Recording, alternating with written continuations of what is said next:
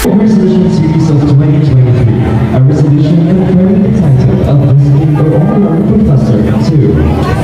Whereas in the National College of Science and Technology acknowledges their unparalleled dedication and service to the nation, achievement of the notice found and esteem their lives offered to the betterment of the nation, and their foreign men are deemed worthy of admiration by those in this institution for having excelled in the character building and nation building.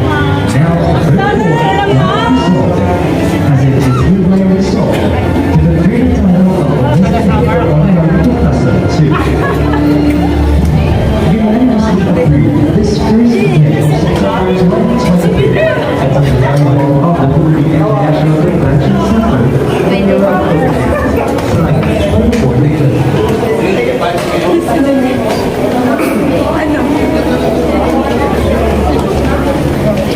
May photograph pa. Binibigay pa ako.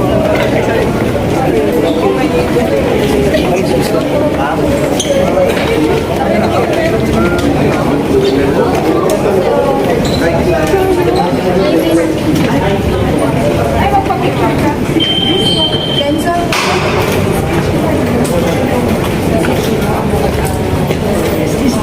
Bakit mo wala akong speech na rugby na pwede US ba? Bakit po ganito ako para sa mga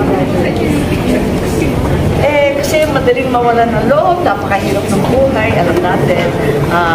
Ang economic crisis talaga isang malaking hamon para sa lahat ng bagong graduate. Pero ang sinasabi ko lang, kung kami yung halimbawa, ang pamilya ko, talagang dapat huwag kang mawawalan ng pag-asa. At nakabangon naman kami kahit pa paano. 36 na taon nga lang, ang tagal, konting kinis, sabay dasal, babangon. Bakit sa ibang topic? Oh. Regarding sa national, sinasabi namin China, ano po masasabi ko? Well, syempre, hindi natin tinatanggap yun. Talagang kakaiba yung ginawa nilang mapa. At hindi natin tanggap, hindi rin tanggap ng Vietnam, hindi rin tanggap ng India. Marami na nag-suggest na. Ano po dapat natin gawin natin sa Well, I think pinahiwatig na natin sa ating mga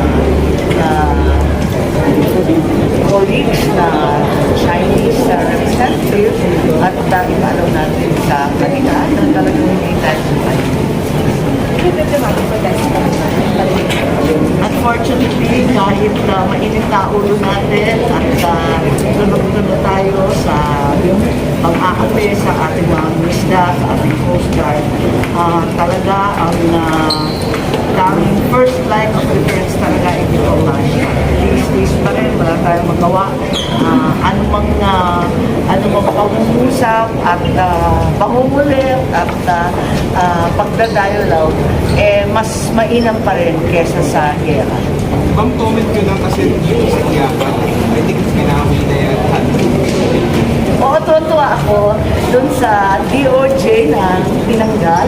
Kasi alam naman natin, yung mga OFW natin, pag magsialis, halos 2,000 pesos yung naman ang baon. Hahanapan sila ng sangkatutak na dokumento, financial requirement. At natatawa ako kasi yung dahilan kung bakit nag-impit at pagpataw ng kung ano-anong requirement, dahil daw sa anti-trafficking. Ang tanong ko naman, meron bang sindikatong pulubi? Lahat yan maraming pera, makakaproduce na ng anumang perang sabihin yung kailangan. Papahirapan nyo yung OFW, makakaligtas pa rin ang sindikato. May boundary lang ako sa kanila. Pari ako nakagilap dito. Wala ba? Nag-sign sila mo dito?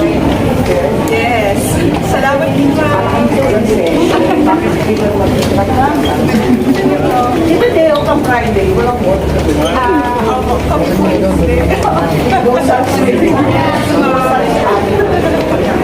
Parang kayo.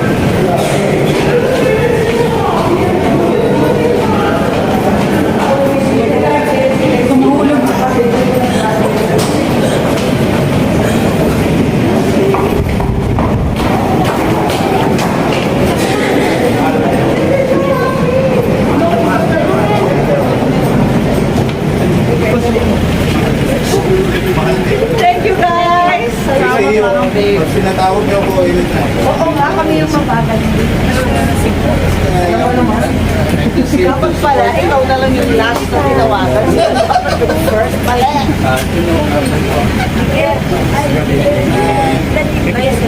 Bye po. Bye sila, ma. Wala siya nanalo eh. Oo, di ba? Sa Cavite. Sa Cavite ikaw. Apo. Bye po, sir. Ingat po. Sila din po. Oo naman. One phone call away. Yeah, I should have called you last. Hindi pa yung slow mo. Salamat po. Hindi pa yung dahil. Thank you po. We can